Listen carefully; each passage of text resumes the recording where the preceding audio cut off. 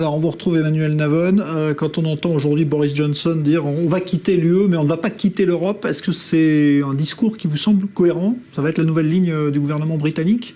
La campagne même du Brexit n'était pas cohérente. Il y a eu beaucoup de promesses vides. La vraie question qui se pose aujourd'hui est de savoir quel accord la Grande-Bretagne va pouvoir négocier avec l'Union européenne. Est-ce que ce sera un accord semblable à celui de la Norvège ou à celui de la Suisse?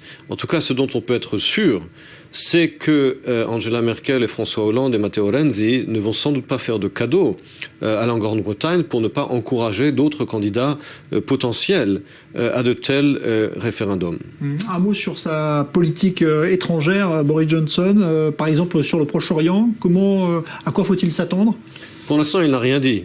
On sait qu'il est venu en Israël il y a 1 an ou 2, qu'il a tenu des propos très favorables à Israël, qu'il s'est exprimé très clairement contre le mouvement BDS qui est actif en Grande-Bretagne.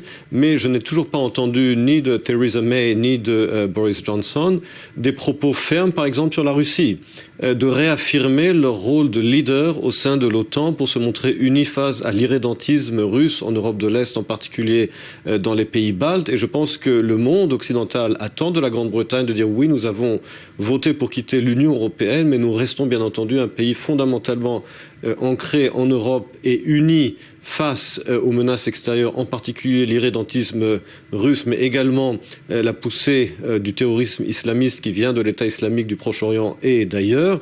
Et nous n'avons toujours pas entendu ces déclarations. J'espère qu'elles viendront, pas seulement des déclarations, mais également des actes.